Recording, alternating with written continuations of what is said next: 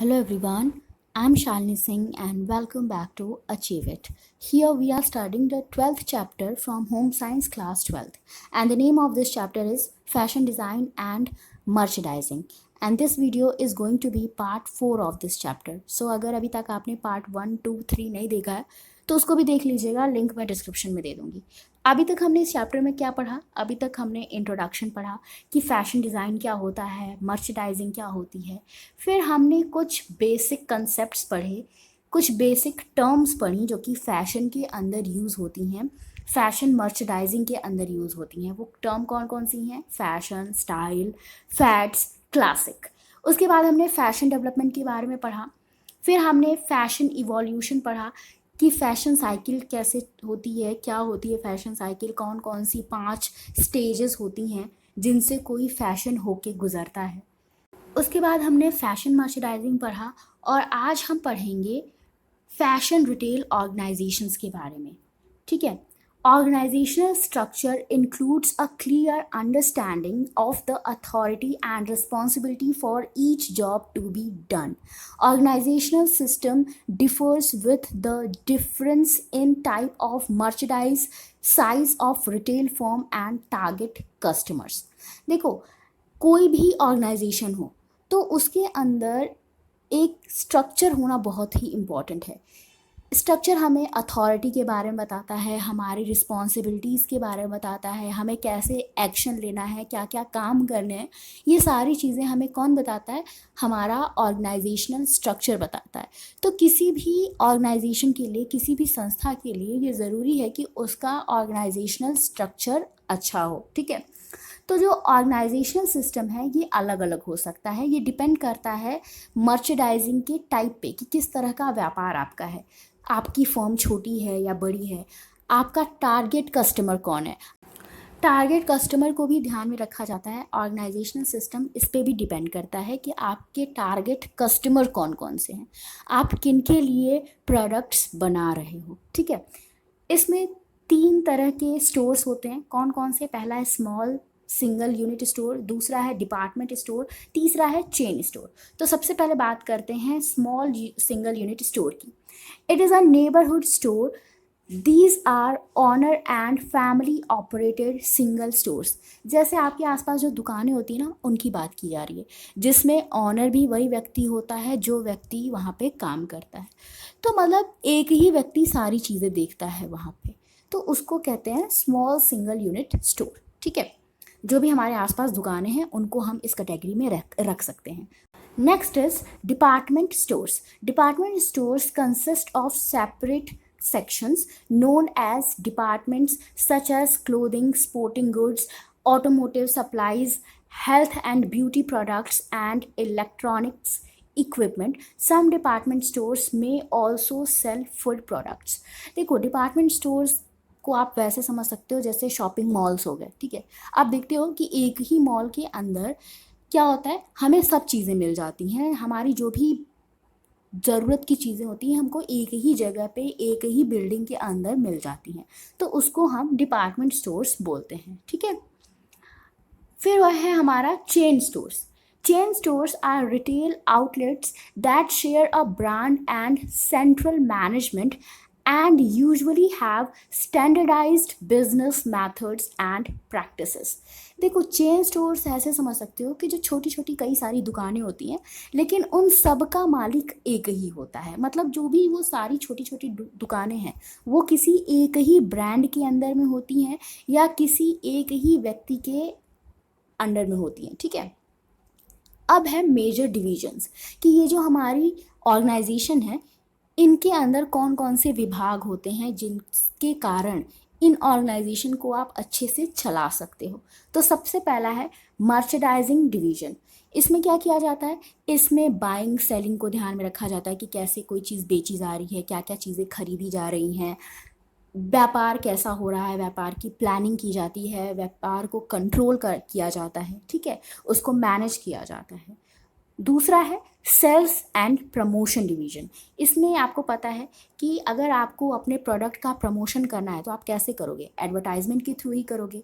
तो यहाँ पे एडवर्टाइजिंग की जाती है, विजुअल मर्चेंडाइजिंग की जाती है, कुछ इवेंट्स ऑर्गेनाइज कराए जाते हैं जहाँ पे लोगों को उस पर्टिकुलर प्रोडक्ट के बारे में बताया जाता है, ठीक है। अपने प्रोडक्ट की पब्लिसिटी करवाई जाती है, ठीक है। तो ये सारी चीज़ें देखी जाती हैं इसके अंदर। Next is finance and control division. इसमें क्या किया जाता है, इसमें आपको के प्रोडक्ट को बनाने के लिए जो भी पैसा लगना है उसको मैनेज किया जाता है। आपको पता है कोई भी ऑर्गेनाइजेशन बिना फाइनेंस के तो चलेगी नहीं, तो यहाँ पे फाइनेंस को कंट्रोल करने की बात की जाती है, क्रेडिट को देखा जाता है, अकाउंट्स को ध्यान में रखा जाता है, ठीक है। पूरा लेखा जोखा देखा जाता है यहाँ पे। उसके बाद है ऑपरेशनल डिवीजन। आपको पता है कि जब भी कोई प्रोडक्ट बनता है तो वो सीधे कस्टमर तक तो पहुंचता नहीं है। वो प्रोडक्ट बनता है, उसको उसकी पैकेजिंग की जाती है, उसको स्टोर किया जाता है, फिर उसकी डिलीवरी होती है, उसके बाद वो कस्टमर तक पहुंचता है। तो कस्टमर तक पहुंचने से पहले की जो भी प्रोसेस होती है, उस सारे प्रोसेस में वो जो प्रोडक्ट है वो सेफ रहे, इसकी जिम्मेदारी किसकी होती है? प्रोड्यूसर की होती है, ऑर्गेनाइजेशन की होती है। तो उस प्रोडक्ट की सेफ्टी का ध्यान रखा जाता है, उसके प्रोटेक्शन का ध्यान रखा जाता है, उसको प्रोटेक्ट किया जाता है, उसकी मेंटेनेंस को ध्यान में रखा जाता है, कस्टमर्स को अच्छे से सर्विस प्रोवाइड की जाए इसका भी ध्यान रखा जाता है, ठीक है। उसके बाद है personal and branch store division. देखो बहुत सारी जो ऑर्गेनाइजेशंस होती हैं वो बहुत बड़े लेवल पे काम करती है, तो एक ही ऑर्गेनाइजेशन के अंदर सारी चीज़ें कर पाना मुश्किल हो जाता है, तो वहाँ पे छोटे छोटे ब्रांचेस बना दिए जाते हैं। तो ये जो ब्रांचेस होते हैं ये सारी चीज़ों को कंट्रोल करते हैं, मतलब सारी रिस्पॉन्सिबिलिटी एक व्यक्ति के ऊपर नहीं आती। इसमें छोटे छोटे ब्रांच बना दिए जाते हैं और उन ब्रांचेस को सारी रिस्पॉन्सिबिलिटी बांट दी जाती है, ठीक है। उसके बाद हमारा नेक्स्ट टॉपिक है प्रिपेयरिंग फॉर अ करियर। अगर आप फैशन डिज़ाइन एंड मर्चेंडाइजिंग की फील्ड में करियर बनाना चाहते हो तो आपके अंदर क्या क्या स्किल्स होनी चाहिए, क्या क्या क्वालिटीज़ होनी चाहिए और आपके पास क्या क्या एजुकेशनल क्वालिफिकेशन होनी चाहिए, ये सारी चीज़ें यहाँ पे बताई गई हैं। For the reason that this career combines style with business sense, a flair for fashion alone will not bring you success. आपको पता है कि ये जो फील्ड है इसमें आपको फैशन के बारे में भी पता होना चाहिए, साथ ही साथ आपके पास एक अच्छा बिजनेस सेंस भी होना चाहिए। अगर आपको सिर्फ और सिर्फ फैशन के बारे में पता है, आपके पास अच्छा बिजनेस सेंस नहीं है, तो फिर आप इस फील्ड में सक्सेसफुल नहीं हो पाओगे। Rather, there are three primary and divergent skills that a fashion designer, merchandiser, and marketer must possess in order to succeed in this field. फिर भी यहाँ पे 3 प्राइमरी स्किल्स बताई गई हैं जो किसी फैशन डिज़ाइनर, मर्चेंडाइजर और मार्केटर के अंदर होनी चाहिए अगर वो इस फील्ड में सक्सेसफुल होना चाहता है तो सबसे पहली स्किल है फोरकास्टिंग एबिलिटी। इसमें क्या है, इसमें देखो जो भी हमारा मर्चेंडाइज़र है या फिर जो भी हमारा डिज़ाइनर है उसको पहले से ही पता होना चाहिए कि फ्यूचर में कौन सा ट्रेंड आएगा, उसको पास्ट के ट्रेंड के बारे में भी पता होना चाहिए और उसको ये भी पता होना चाहिए, मतलब एकदम एग्जैक्ट तो उसको पता नहीं हो सकता लेकिन उसको ये अंदाज़ा होना चाहिए कि फ्यूचर में कौन सा ट्रेंड आ सकता है, ठीक है। और उसके अकॉर्डिंग फिर वो अपनी प्लानिंग कर सकता है और प्लानिंग करने के साथ साथ वो उसको इम्प्लीमेंट भी कर सकता है, ठीक है। तो यहाँ पे लिखा है the ability of forecast fashion trends is an essential part of this career. This requires a true knowledge of past future trend, current future trends as represented by sometimes minute changes within the fashion industry and an awareness of how the marketing of an item contributes to these fashion trends. आपको पता है कि fashion ऐसी चीज़ है जो कि हर minute में बदलती रहती है, तो इसीलिए बदलते ट्रेंड के अकॉर्डिंग अपने आप को ढालना भी डिज़ाइनर को आना चाहिए, ठीक है।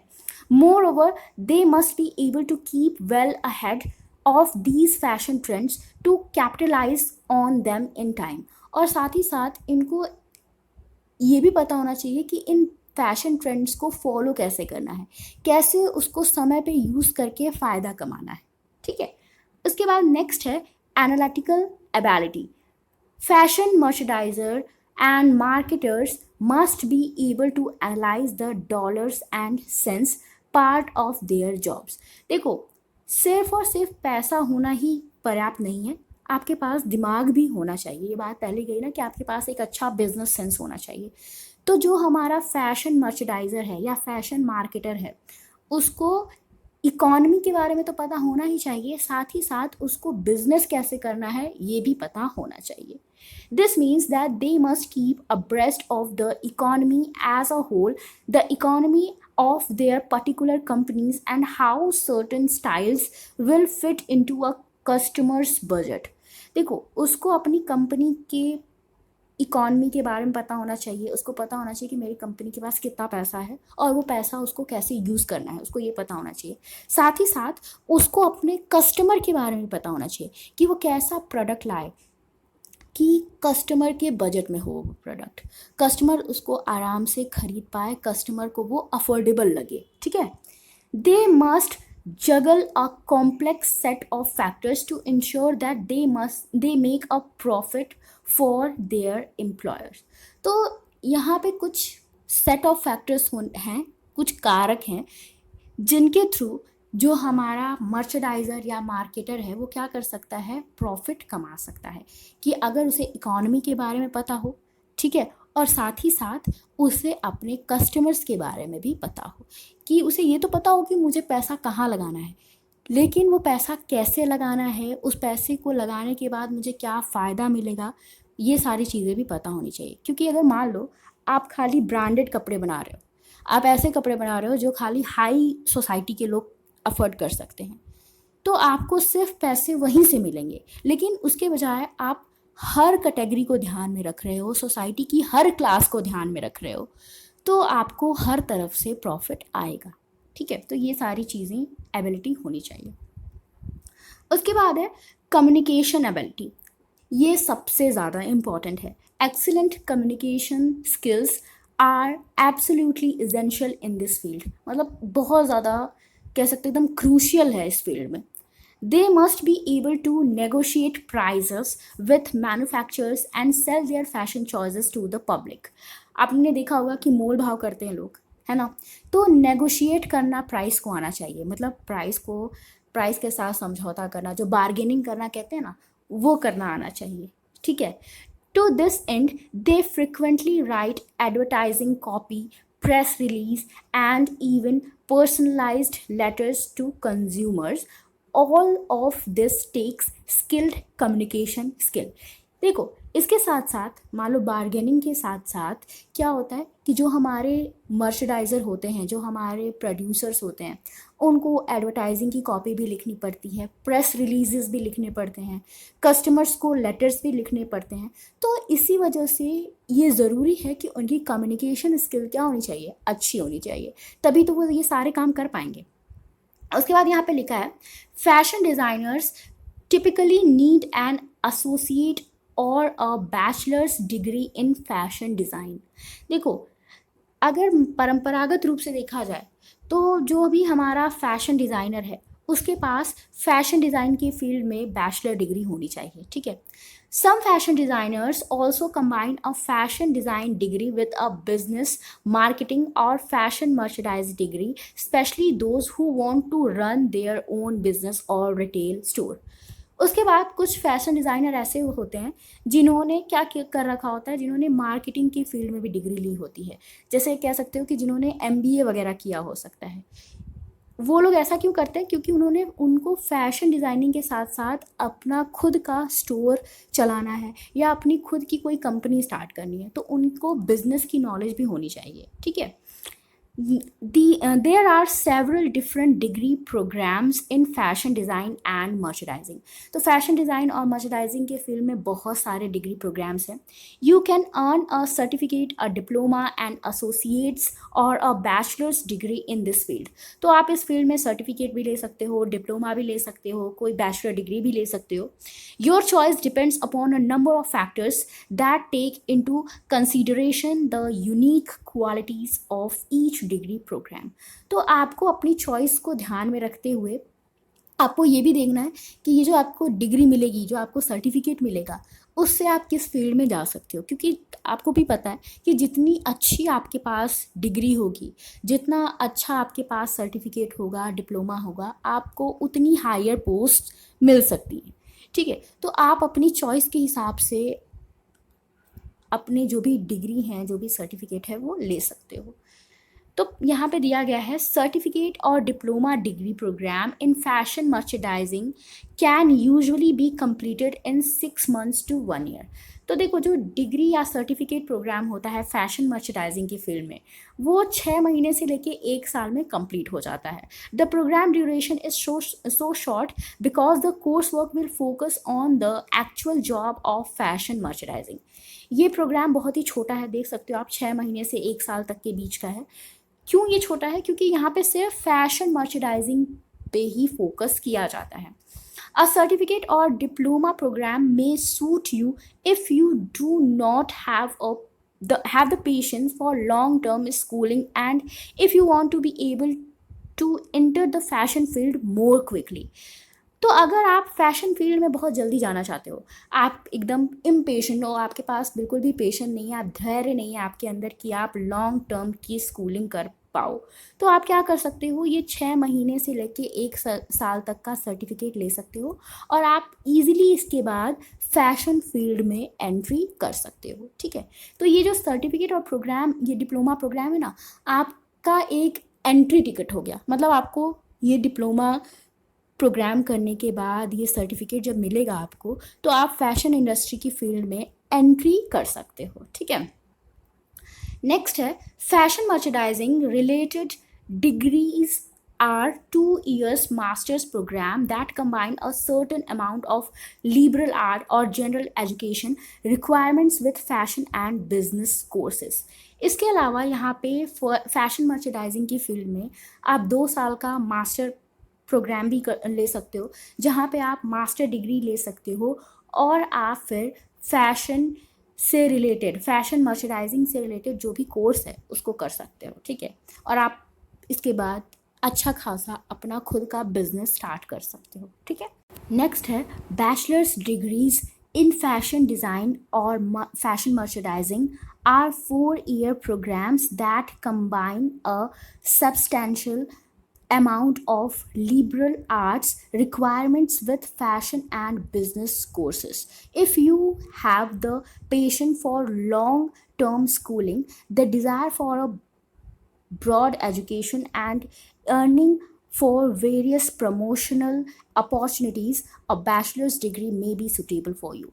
देखो, यहाँ पे लिखा गया है कि जो 4 साल का बैचलर डिग्री होता है किस फील्ड में, फैशन डिज़ाइन या फैशन मर्चेडाइजिंग की फील्ड में, ये एक बहुत ही सुटेबल कोर्स है उन लोगों के लिए जिनके अंदर पेशेंस है कि वो लॉन्ग टर्म की पढ़ाई कर पाएँ, और फिर अगर वो ये चाहते हैं कि उनको अच्छे खासे प्रमोशन के चांसेस मिले, प्रमोशनल अपॉर्चुनिटीज़ मिले, तो उनको ये 4 साल का जो बैचलर डिग्री प्रोग्राम है इसको करना चाहिए। क्यों? क्योंकि यहाँ पे आप फैशन डिज़ाइन और फैशन मर्चेडाइजिंग की छोटी छोटी बारीकियों को सीखते हो, फिर यहाँ से आपको जो ये डिग्री मिलती है, इस डिग्री के कारण आपके प्रमोशन के चांसेस बढ़ जाते हैं। तो अगर आपके अंदर पेशेंट है, आप 4 साल का वेट कर सकते हो, पढ़ाई कर सकते हो इतनी लंबी, तो आपको ये जो डिग्री कोर्स है ये करना चाहिए। ठीक है, उसके बाद है स्कोप, कि अगर मान लो आपके अंदर ये सारी एजुकेशनल क्वालिफिकेशन भी आपके पास है, आपके अंदर स्किल्स हैं, क्वालिटीज़ हैं, तो आपके लिए स्कोप क्या क्या है इस फील्ड में। Many are attracted to pursue a career in the fashion industry due to lucrative income opportunities। देखो, बहुत सारे जो यूथ हैं हमारे, वो फैशन इंडस्ट्री की तरफ इसलिए आकर्षित होते हैं क्योंकि उनको लगता है कि यहाँ पे बहुत ही अच्छी इनकम अपॉर्चुनिटीज़ हैं, यहाँ से वो बहुत अच्छे खासे पैसे कमा सकते हैं। In addition, the idea that you can succeed on your own further motivates aspirants. और इसके साथ साथ जो लोग हैं, जो मतलब हमारे यूथ हैं जो कि इस फील्ड में आना चाहते हैं, उनको ये भी लगता है कि यहाँ पे आप अपने से खुद सक्सेसफुल हो सकते हो, आपको किसी दूसरे की ज़रूरत नहीं पड़ेगी। As a matter of fact, about 1/3 of professional fashion designer are self employed. और यहाँ पे ये भी बात की गई है कि लगभग 1/3 जो हमारे प्रोफेशनल फैशन डिज़ाइनर्स हैं वो क्या हैं, सेल्फ एम्प्लॉयड हैं, ठीक है। In general, fashion designer professionals have innate artistic and creative qualities। देखो जनरली ये देखा गया है कि जो लोग फैशन डिज़ाइनिंग के फील्ड में जाते हैं उनके अंदर बहुत ही अच्छी आर्टिस्टिक और क्रिएटिव क्वालिटीज़ होती हैं, ठीक है। They use their creative gifts and artistic talents to create unique design concepts for various fashion applications। तो वो अपनी इस क्रिएटिविटी का, अपनी इस आर्टिस्टिक टैलेंट का यूज़ करके अलग अलग तरीके के डिज़ाइंस क्रिएट करते हैं।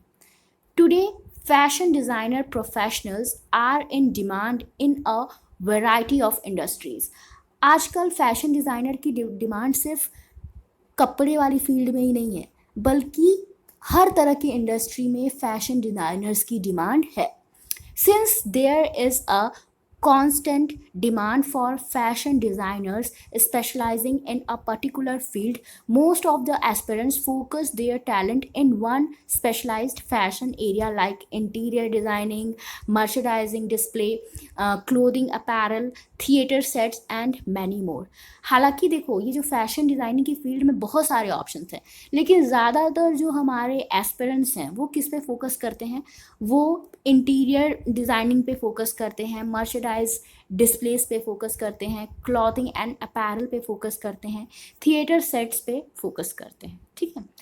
You need to always equip yourself with fresh and new ideas since market and fashion trends are constantly changing।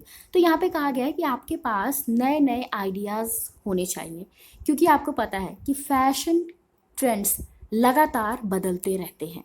Currently there are a number of fashion design careers available. आज के समय में बहुत सारे fashion design career available हैं। Some of the popular fashion design careers that you could consider are as follow. तो कुछ popular fashion design careers यहाँ पे नीचे दिए गए हैं। First is visual merchandise designers. They are mainly responsible for designing window displays, arranging store merchandise, creating props and accents, organizing clothing placement, styling mannequins and spearheading marketing campaigns। देखो ये जो हमारा विजुअल मर्चेंडाइज डिज़ाइनर होता है इसकी responsibility होती है कि ये क्या करे, प्रदर्शन करे, ठीक है। ये प्रोडक्ट को लोगों के सामने रखे, इतने आकर्षक तरीके से रखे कि लोग उस प्रोडक्ट की तरफ आकर्षित हों, ठीक है। इसमें क्या किया जाता है, स्टोर को अच्छे से सजाया जाता है, इस तरह से स्टोर को अरेंज किया जाता है कि कस्टमर्स को हर चीज़ अच्छे से दिखे। जो चीज़ डिज़ाइनर कस्टमर्स को दिखाना चाहता है कस्टमर्स वो चीज़ देख पाएँ, ठीक है। फिर ये जो हमारा विजुअल मर्चेंडाइज डिज़ाइनर होता है ये क्या करता है, प्रचार प्रसार भी करता है। ये जब अगर क्लोथिंग की बात आती है तो ये कपड़ों को अच्छे से अरेंज करता है। आपने देखा होगा कि जो कपड़ों की दुकान होती हैं उनके बाहर मैनिक्विन्स लगी रहती हैं, बहुत सारी आपको पुतले दिखाई देते हैं। उन मैनिक्विन्स को सजाने का काम हमारा विजुअल मर्चेंडाइज डिज़ाइनर ही करता है, ठीक है। नेक्स्ट है फैशन डिज़ाइनर। फैशन डिज़ाइनर आपको पता ही है, उसमें कुछ बताने की ज़रूरत नहीं है। इसमें कपड़ों को, अपैरल को, क्लॉथ को अच्छे से डिज़ाइन किया जाता है और उनको लोगों तक पहुंचाया जाता है। फैशन शोज़ भी ऑर्गेनाइज कराए जाते हैं। उसके बाद है सेट डिज़ाइनर। सेट डिज़ाइनर आपने देखा होगा कि जितने भी टीवी शोज़ होते हैं, फिल्म्स होते हैं, उसमें जो सेट बनाए जाते हैं ना, उनको डिज़ाइन करने का काम हमारा सेट डिज़ाइनर करता है, ठीक है। उसके बाद है इंटीरियर डिज़ाइनर। ये तो आपको पता ही होगा कि जो भी बड़ी बड़ी ऑफिस होती हैं, बड़ी बड़ी बिल्डिंग्स होती हैं, बड़े बड़े स्टोर्स होते हैं, उनके अंदर का जो भी डिज़ाइनिंग होता है उसको कौन करता है, उसको हमारा इंटीरियर डिज़ाइनर करता है। देखो यहाँ पे लिखा है their primary function is to introduce interior concepts that will increase the beauty, safety and functionality of a particular space और एरिया। इसमें किसी भी पर्टिकुलर स्पेस या एरिया की ब्यूटी को इंक्रीज़ किया जाता है, उसकी सेफ्टी को, उसके फंक्शंस को दिखाया जाता है, ठीक है। Interior designers work in a variety of setting including retail stores, residential homes, offices, hospitals, hotels and many more. तो जो इंटीरियर डिज़ाइनर्स होते हैं, आपने देखा कि वो कई जगह काम करते हैं, वो बड़े बड़े रिटेल स्टोर्स में काम करते हैं, वहाँ की इंटीरियर डिज़ाइनिंग करते हैं, रेजिडेंशियल होम की इंटीरियर डिज़ाइनिंग करते हैं, ऑफिसेस की, हॉस्पिटल्स की, होटल्स की, और भी बहुत सारी बिल्डिंग्स होती हैं जिनकी इंटीरियर डिज़ाइनिंग कौन करता है? हमारा इंटीरियर डिज़ाइनर करता है। ठीक है, तो ये तो बात हुई स्कोप की। तो ये इसी के साथ हमारा ये चैप्टर ख़त्म होता है। आई होप हमने जो भी पढ़ा इस चैप्टर में आपको सब समझ में आया होगा। फिर भी अगर आपके पास कोई भी डाउट हो, आप कमेंट सेक्शन में मुझसे पूछ सकते हैं। वीडियो अच्छा लगा हो तो लाइक कर देना, शेयर कर देना और चैनल को सब्सक्राइब कर देना। Thank you for watching.